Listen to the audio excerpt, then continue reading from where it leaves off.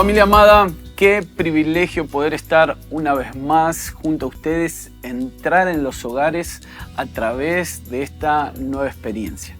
En la experiencia pasada tuvimos a Marcos hablándonos sobre la importancia del tabernáculo de Dios con los hombres y cómo Dios insistió en tener un lugar de encuentro con los hijos de Dios. Vimos en el desarrollo de la enseñanza pasada cómo historiadores y teólogos de la palabra pudieron ver que el Edén era el primer lugar de encuentro de los hombres con Dios, es decir, el primer tabernáculo de Dios en la tierra. Y quiero que podamos hablar un poquito más de esto, por eso la enseñanza de hoy es cómo tomamos nuestro lugar a través de la oración.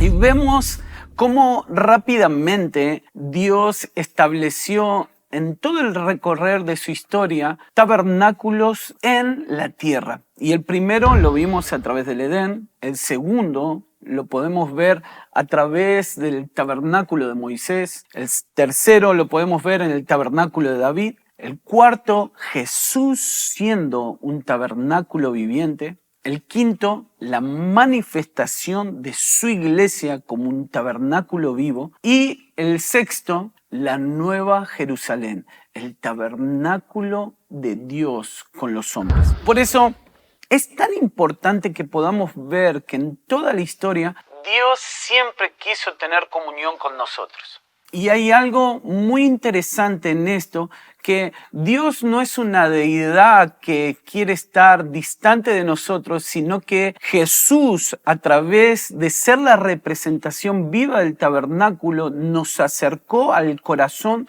de un Padre que es rico en misericordia y todo el tiempo está súper interesado en tener una conversación continua con nosotros. Dios no lo quiso hacer solamente con Jesús como una representación del tabernáculo viviente, sino que Dios lo quiso hacer desde el principio. Algo que se rompió en el Edén a causa del pecado fue esa comunión entre los hijos con el Padre.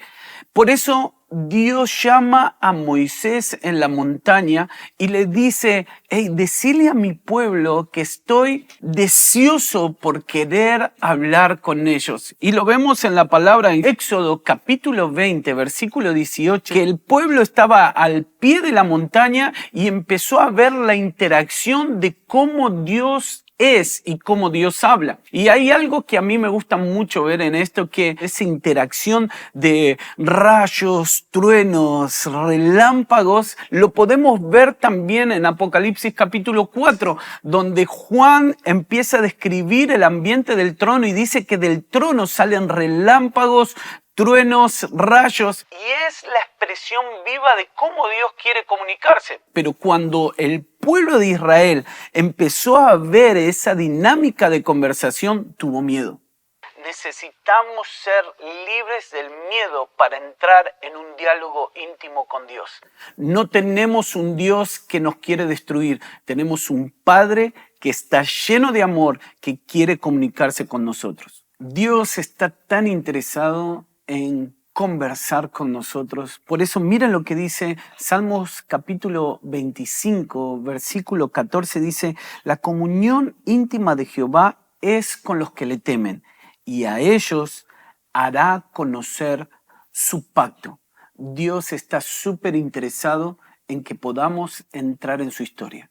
Dios está súper interesado en compartir con nosotros los afectos de su corazón y Él quiere hablarnos de su plan eterno para que eso fascine nuestro corazón y podamos cambiar nuestra forma de pensar para cambiar nuestra manera de vivir. Es la oportunidad de entrar en un tiempo de mayor conocimiento de Dios, en una mayor agudeza espiritual. Y la importancia de entrar en el ayuno es, tenemos la oportunidad de ser como Dios es. ¿Qué es lo que estoy diciendo en este momento? Tenemos la oportunidad de purificarnos, de lavarnos para poder corresponder con el deseo de su corazón. sean santos, porque yo soy santo.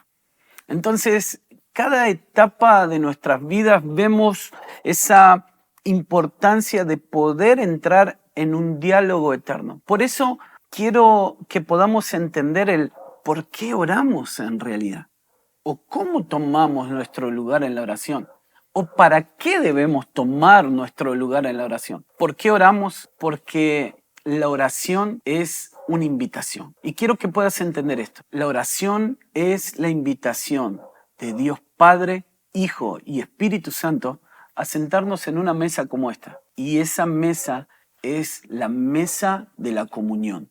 Dios nos está invitando a una conversación directa, cara a cara con la Trinidad. ¿Alguna vez pensaste en esto? Cada vez que entras en el lugar secreto, Dios está abriendo la puerta de su casa, de una habitación donde su tabernáculo se establece a través de compartir con el Padre, con el Hijo y con la persona del Espíritu Santo. Y lo que sucede en ese momento de interacción es que la verdadera oración nos saca de nosotros mismos para introducirnos en el corazón del Padre. Por eso la oración es el medio por el cual entendemos cómo la cultura de la Trinidad se relaciona. Quiero decirte, para entender la relación del Padre, Hijo y del Espíritu Santo, necesitamos entrar en mayor niveles de oración. Porque la oración es la cultura de relacionamiento de la Trinidad. Desde el momento que tomamos una decisión, la decisión de orar, esto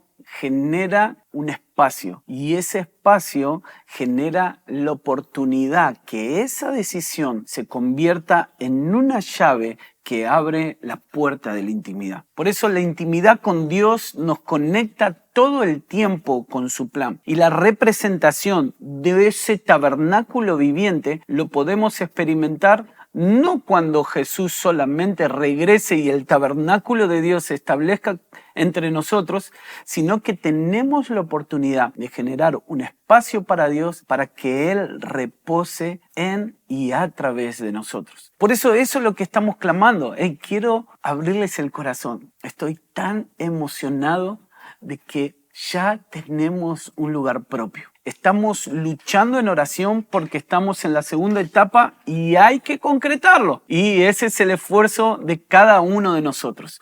Pero quiero decirte, el tener un espacio físico donde el aumento de la oración y la intercesión va a generar vida en los hogares, va a generar vida en la ciudad. Y quiero decirte, tú eres parte de eso. Pero no podemos pretender que todo suceda en el espacio físico si no estamos dispuestos hoy a insistir y entrar en altos niveles de oración desde el lugar secreto, desde un lugar donde nadie nos ve, desde el lugar donde podemos conquistar un montón de cosas y quizás nadie se enterará de eso. Por eso la gran pregunta es, entonces, ¿necesitamos estar todo el tiempo orando? Quiero decirte, nuestra vida es una vida de conversación con el Padre. Y es importante. Lo que pasa es que hemos hecho de la oración liturgias religiosas donde solamente se han convertido en palabrerías y nuestro corazón no está tan pegado a lo que nuestra boca está declarando. Por eso quiero dejarte algo práctico. Y quizás te preguntas, bueno, Lucas, si es tan importante orar, ¿cómo oramos? Por eso quiero decirte, la mejor manera de orar es a través de la palabra. Entonces, ¿por qué oramos la palabra? Y quiero darte dos principios súper importantes. El primero, oramos la palabra porque nos revela el corazón de Dios. Y el segundo principio súper importante es que oramos la palabra porque esta palabra transforma a nuestro interior. Por eso, el primero, oramos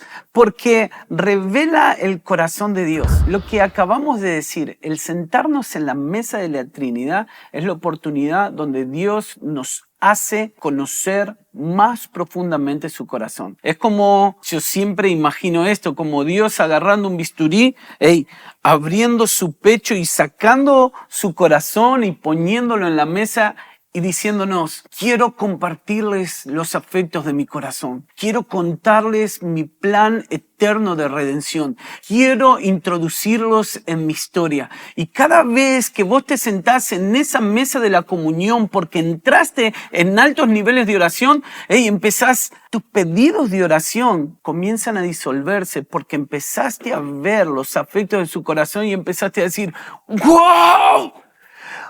¿Cómo quiero ver a Dios en medio de nosotros? ¿Cómo quiero ver la intención de todo su plan siendo real en nuestro día a día? Hay algo que empieza a consumir nuestro corazón. Por eso quiero leerte algo. Dice Colosenses capítulo 3, versículo 16. Dice, la palabra de Cristo more en abundancia en vuestros corazones, enseñando y exhortándonos unos a otros en toda sabiduría, cantando con gracia en vuestros corazones al Señor, con salmos, himnos y cánticos espirituales. Y quiero que mires esta referencia cruzada que está en Efesios capítulo 5, versículo del 17 al 19. Dice así, por tanto, no seáis insensatos, sino entendidos del cual es la voluntad del Señor. No os embriaguéis con vino en el cual hay disolución, antes bien, sed llenos del Espíritu Santo,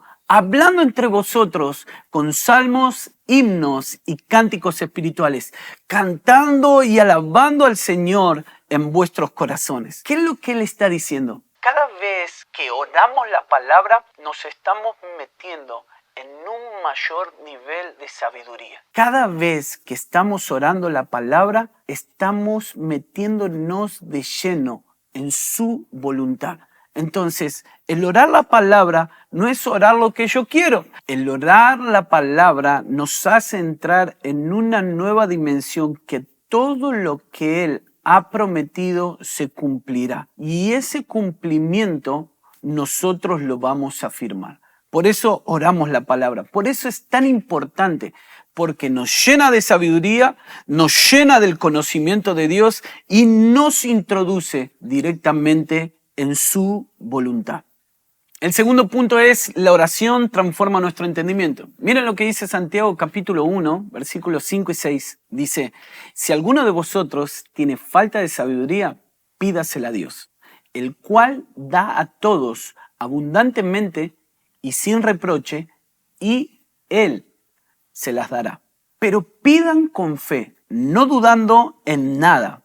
Porque el que duda es semejante a la onda del mar que es arrastrada por el viento y echada en una parte a otra. Hay algo tan interesante en esto que la oración transforma nuestro entendimiento. Por eso Dios nos está haciendo una invitación y Él nos está diciendo, hey, pídanme sabiduría. ¿Quieren aprender a orar? Hey, pídanme sabiduría.